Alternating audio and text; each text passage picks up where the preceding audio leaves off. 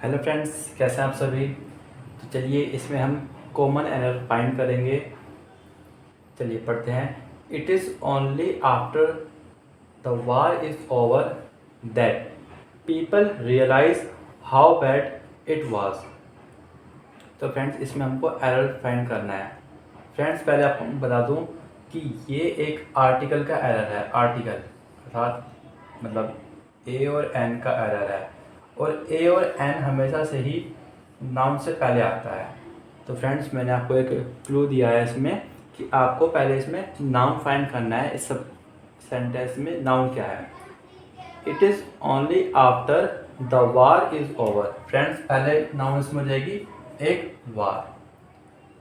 The war is over that people realise, इसमें हो जाएगा एक नाउन, इसमें पीपल हो जाएगा। हाउ बैड इट वाज, ठीक है।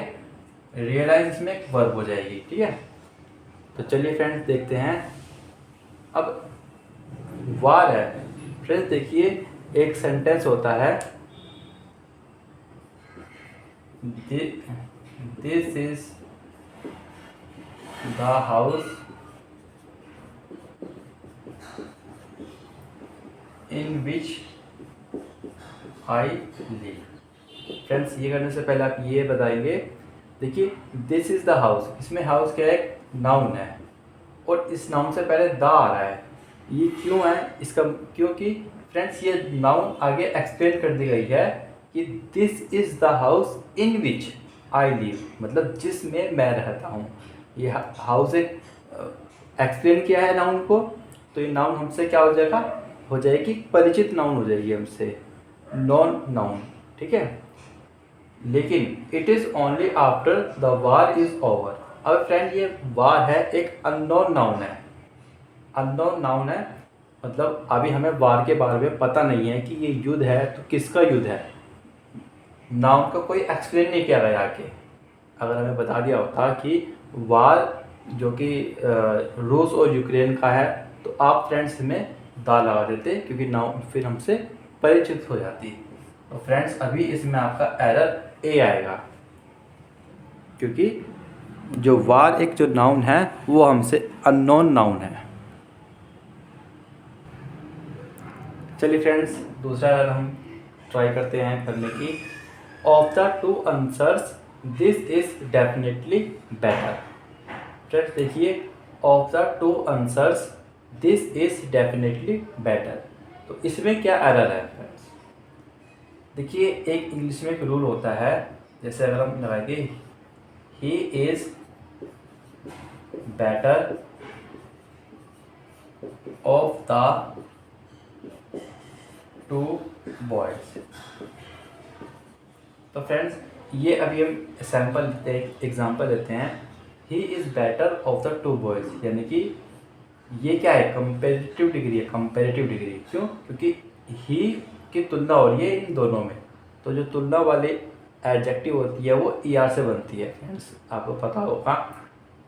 लेकिन जब बेटर के बाद जब ऑफ द टू आता है, ठीक है, तो इसमें हम दा का यूज़ करते हैं, ठीक है ना। यानी कि वह इन दो बॉयज में से अच्छा है, तो दा आएगा, ठीक है। अब देखिए नेक्स्ट, तो ऑफ द टू आंसर्स, यानी कि दो आंसर में से, ठीक है। जैसे ऑफ द टू बॉयज, दो बॉयज में थे ना, ऐसे इसमें से ही of the two answers this is definitely better. तो फ्रेंड्स ये तो CD है, और CD से मैंने पहले आपको बताया था इसमें दा लगता है, तो फ्रेंड्स आपका एरर इसमें था।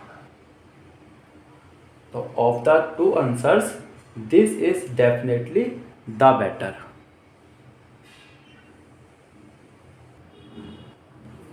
चलिए फ्रेंड्स नेक्स्ट एरर हम करते हैं। एरर है ये, he is the best artist of the time but unfortunately least recognised. Friend इसका हम एरर करते हैं। देखिए किसी भी सेंटेंस को में एरर फाइंड करने का एक इजी तरीका होता है कि आप इसकी पार्ट ऑफ स्पीच लिखना स्टार्ट कर दीजिए। जैसे ही आपका क्या है, प्रोनाउन है, ही इज़ द बेस्ट। आर्टिस्ट क्या है, इसमें एक नाउन हो जाएगी, ठीक है। अब नाउन आर्टिस्ट, आर्टिस्ट कैसा है वो, बेस्ट। एडजेक्टिव है, लेकिन फ्रेंड्स ये सुपरलेटिव डिग्री की एडजेक्टिव है, ठीक है, जिसमें ये जब एडजेक्टिव के बाद ईएसटी लगता है ना, तो वो सुपरलेटिव डिग्री की एडजेक्टिव काउंट होती है। जैसे इसकी पॉजिटिव डिग्री की एडजेक्टिव क्या हो जाएगी, गुड। तो आपने सुना होगा गुड, बेटर, बेस्ट, तो उस पर बेस्ट वो है, ठीक है फ्रेंड्स। ग्रामर का रूल होता है कि ये होता है कि सुपरलेटिव डिग्री से पहले द आता है, तो ये फ्रेंड्स सेंटेंस बिल्कुल सही है। ही is the best artist of the time, यानी कि ये नाउन हो जाएगा, यानी कि वो अपने समय का एक बेस्ट आर्टिस्ट है। बट अनफॉर्चुनेटली, लेकिन दुर्भाग्यवश, लीस्ट रिकॉग्नाइज्ड। अब फ्रेंड्स लीस्ट क्या है, फ्रेंड्स यहाँ पर लीस्ट एक सुपरलेटिव डिग्री ही है। देखो फ्रेंड्स, जब सुपरलेटिव डिग्री की पहचान कैसे होती है, अगर हम उसको हिंदी में कन्वर्ट करना चाहें, देखिए जैसे ही इज़ द बेस्ट आर्टिस्ट, तो इसकी हिंदी कन्वर्जन क्या होगा कि वह सबसे बेस्ट आर्टिस्ट है, ये इसका हिंदी कन्वर्जन है। तो सबसे बेस्ट हो गया, तो ये आपने द लगा दिया। ठीक इसी प्रकार यहाँ की हिंदी इसकी क्या होगी, बट अनफॉर्चुनेटली, लेकिन दुर्भाग्यवश, लीस्ट मतलब कम, सबसे कम वह जाना जाता है। रिकॉग्नाइज मतलब पहचानना, मतलब वह सबसे बेस्ट आर्टिस्ट है अपने समय का, लेकिन दुर्भाग्यवश सबसे कम जाना जाता है वो। तो फ्रेंड्स ये सुपरलेटिव डिग्री है, तो आपका इसमें यहाँ पर दा लगेगा।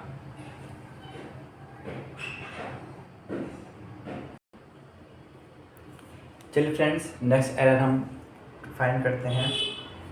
He said that he felt nervous because a friend of his had given him a very bad news।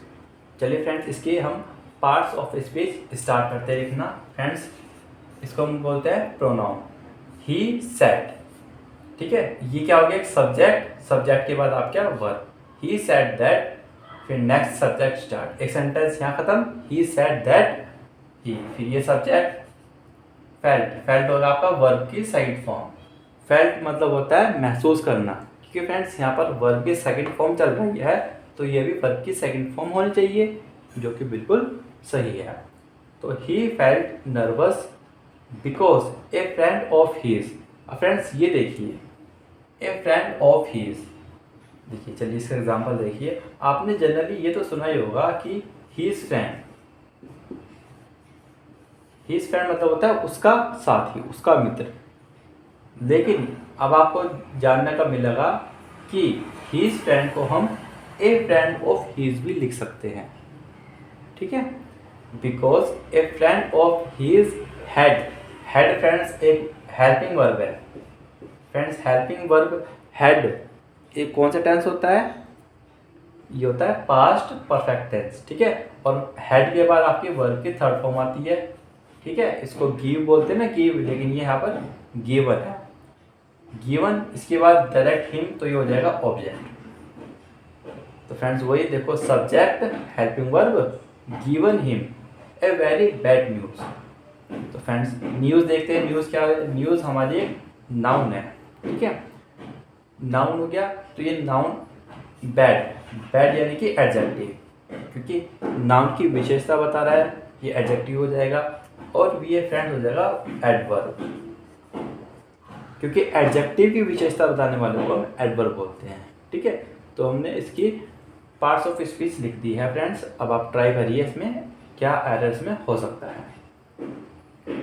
तो he said that he felt nervous because a friend of his had given, friends तो सही चल रहा है अभी, had given him a very bad news. अब friends देखिए, ये नाउन है, नाउन है, मतलब इसका मतलब बहुत बेकार न्यूज़ ही हैड गिवन, ठीक है।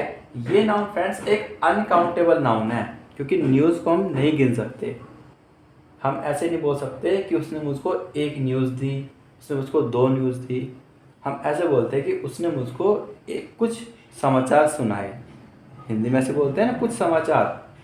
तो फ्रेंड्स यहाँ पर आपका ए नहीं आएगा, क्योंकि ए जो होता है काउंटेबल नाउन के लिए आता है। तो फ्रेंड्स आपका एरर इसमें था। नेक्स्ट एरर पढ़ेंगे हम फ्रेंड्स।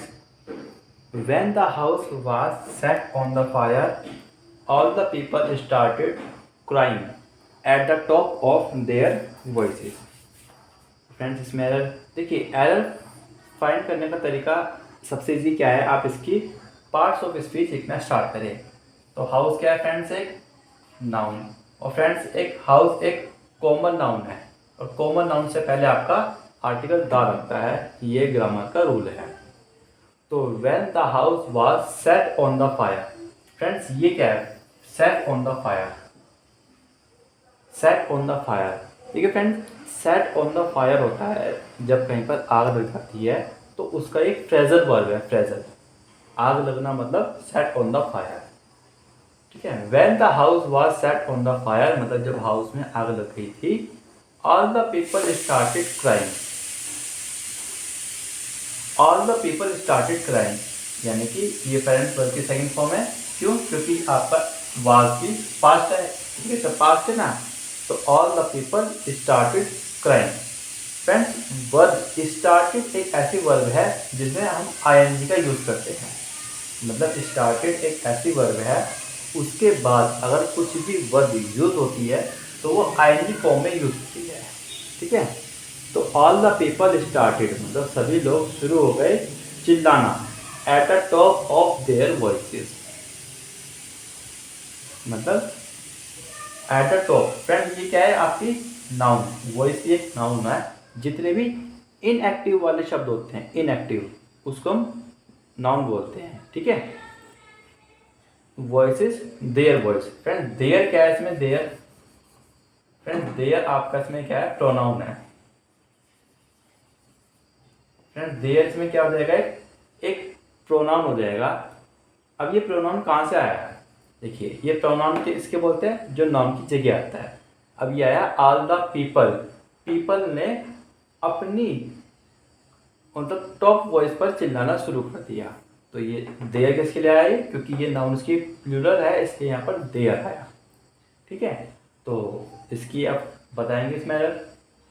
तो फ्रेंड्स इसमें जो एरर है देखिए, when the house was set on the fire, set on the fire phrasal verb है, फ्रेजल वर्ब उसे बोलते हैं जिसमें मतलब वो बिल्कुल एज इट इज यूज होती है, जैसे सेट ऑन फायर, कहीं पर आग लग जाती है तो उसको हम बोलते हैं सेट ऑन फायर, ना कि सेट ऑन द फायर। तो फ्रेंड्स में द एक सुपरफ्लुअस था।